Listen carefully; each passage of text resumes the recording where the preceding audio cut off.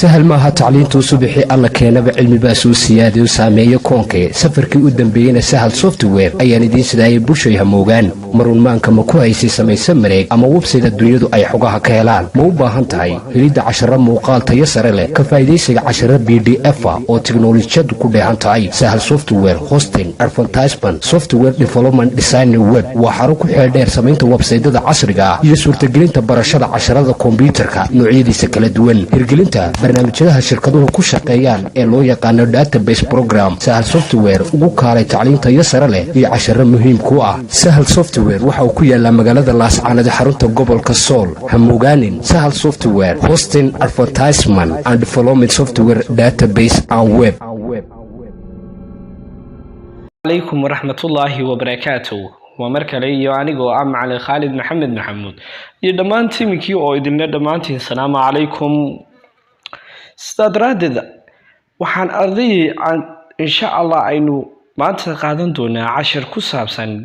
sidee baan u raadin karayaa mobilkayga anigoo isticmaalaya waxa lagu magacaabo Samsung account haddaba marka ugu horeysa waa inaad leedahay waxa lagu magacaabo Samsung account muxuu yahay Samsung account iyo sidee baa loo sameystaa waxaynu kaga hadli doonaa insha Allah casharadiina dambe balse laakiin marka ugu horeysa aynu qaadano sidee ayaan mobilkayga u raadin karaa anigoo isticmaalaya Samsung account haddaba Samsung account marka ugu horeysa waa inuu ku sameysan yahay Samsung account kan ayaa lagu magacaabaa dabcan kadib hadii uu ku sameysan yahay waxaad awood u leedahay inaad waxyaalo fara badan bedeshid haddaba yaan la isku khaldin Samsung account iyo Gmail account yaan la isku khaldin walaalayaal sida daraadid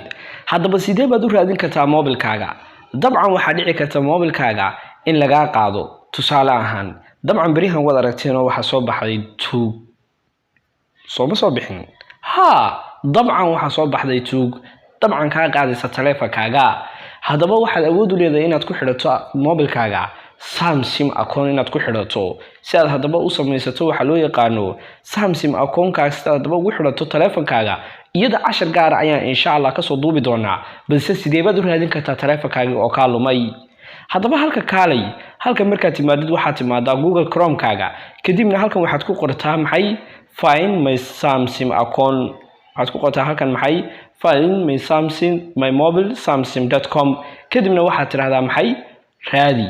kadib markaad raadisid waxa ku soo bixi doonta dabcan daaqadan ayaa ku soo bixi doonta haddaba dabcan aniga waxaan soo galay hore ayaan waxaan u soo galay Gmail-kaygii iyo password-kaygii hadda waxa la soo dhex galay mobilka uu ku xidhan yahay maxay Gmail-ka noocana ama Samsung account-ka noocani mobilka uu ku xidhan yahay ayaa la soo dhex galay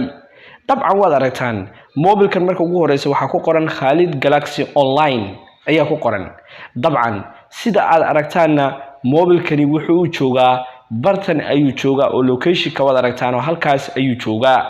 dabcan waa saacadan aan duubayo taleefanka saacadan aan duubayo maxay casharka dabcan sidaas oo kale waxaad aragtaan wireless-ka uu isticmaalayo waxa lagu magacaabaa Maxamuud ayaa lagu isticmaalaa sidaas oo kalena dabcan yaani ma garanaysay in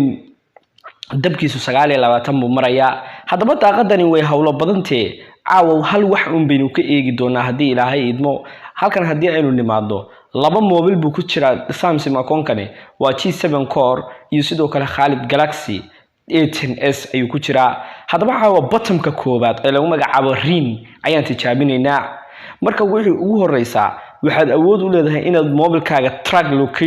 location-ka uu joogo inaad ogaatid kadib marka aad ogaatid location-ka uu joogo hadhow waxa laga yaabaa inuu meherad fadhiyo qofkii mobilka ka xaday saadaraadad sidaad u garan lahayd waa inaad marka hore taabataa buttonka lagu magacaabo Ring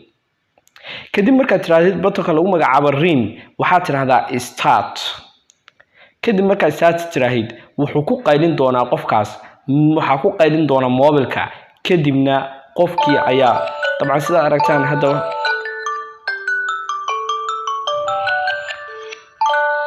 dabcan waad aragtaan hadda waxa igu qayliyay taleefankii baa igu qayliyay dabcan oo dabcan waad aragtaan qofkii sidaas ayaad ku ogaanaysaa taleefanka xalay ka qaaday sidaas ayaad ku arkaysaa oranaysaa isi saaxib taleefankan aniga iskale haddaba intaan xiisatan oo kala ku kulmi doono waxaan ku dhaafayaa dhamaantiin wassalaamu calaykum waraxmatullaahi wabarakaatuh